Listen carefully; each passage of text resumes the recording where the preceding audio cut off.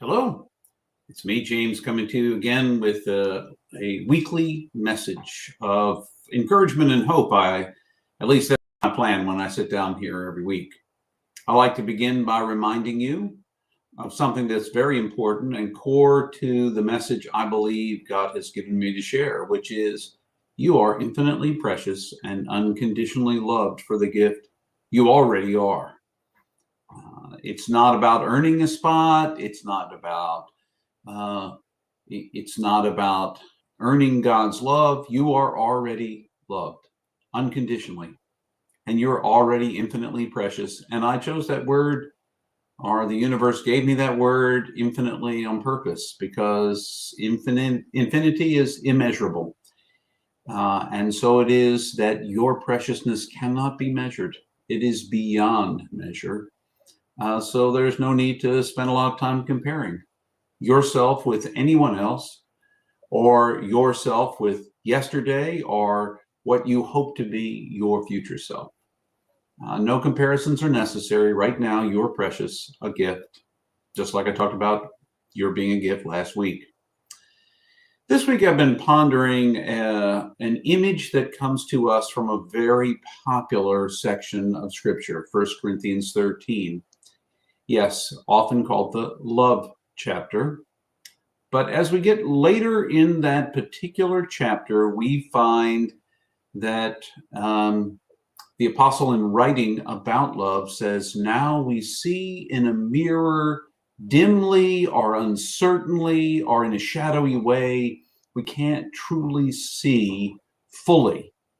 And I think it's because of our limitations. Quite frankly, you cannot see the infinite, the unlimited, in the midst of your being finite and limited. It's okay. There's nothing wrong with that. In fact, God made us to be the way we are, limited. And it's our limit that allows us to reflect God in unique ways. I entitled this, Be a Mirror. And it's because each one of us mirrors an aspect, infinitesimally small as it may be. It's an aspect of the divine image. Every single one of us mirrors that. And so we want to do our very best in mirroring the aspect of God, of the divine, in who we are, in how we live in this given moment. And it requires keeping our mirror polished, which really is about being present in this very moment, being here, not placing any judgment on the moment in which you find yourself, the way it comes to you. The person who's in front of you, not placing any judgment, good or bad, on the one in front of you, simply reflecting back to them the open-heartedness of this very moment, the gift and miracle that it is to be alive in this moment. We get to mirror that aspect that is unique to us, as does everyone else. And quite frankly, from my perspective, everything else in the universe, in a way, mirrors something about this eternal God. It's not God. I'm not saying the universe is God or that you are. But you mirror that bit of God. And while you're not God, you're not other than God. You are in God, while God is still other than you. So complex, isn't it?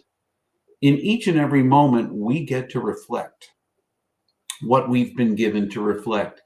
But so does the person we come in contact with. And we ought to be looking, okay, I really hate odds. I encourage you to look at every other that you encounter, every other person, every other animal, every other plant, every other rock, as in some way mirroring something eternal about God. Not the whole thing. I mean, if you look throughout the Hebrew Bible, you see lots of images that are used to reflect an aspect of God. God referred to as rock, as any number of other images as well as a pillar of fire, though God is not the pillar of fire, but God is in the pillar of fire and other than the pillar of fire at the same time.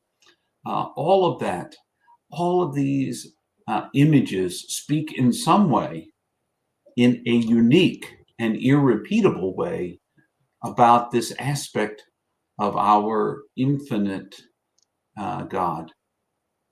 And so I want to encourage you to be present in the moments that you go into every day, to recognize in yourself that you mirror God, that you bear witness to God simply by being you, by being the most you can be. As a tree is a tree, you be you. We don't need any more generic humans or clones because we don't really do that yet. At least it's not as far as I'm aware.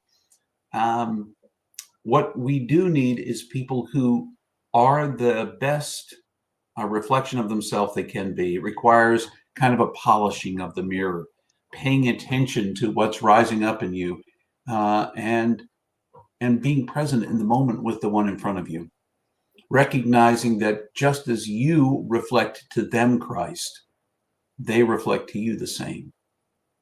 So looking for the aspect of Christ in them, recognizing what a gift it is to be present with that other, because in being present with that other, you experience an aspect of Christ that you would not otherwise get to experience. And when you treat that encounter, that moment, that presence as a gift, as a real gift, then you experience it for what it can be for you, a true reflection of the eternal, at least an aspect. Now, because of our limited ability to take in everything all at once, we can only take in a bit of everything, hold as much of our attention in a moment as possible. And even then, there are many disparate pieces we miss because we're not very practiced at being attentive in the moment.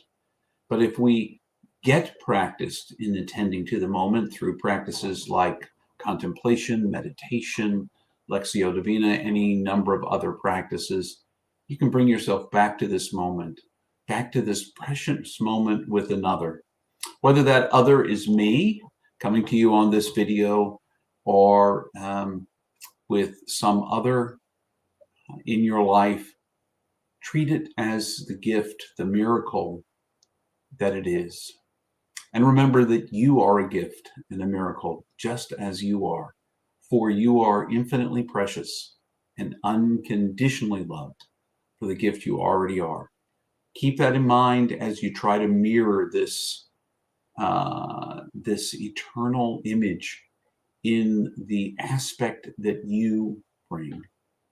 Until the next time, hope you'll have a great moment, a great day, and a great week, practicing moment by moment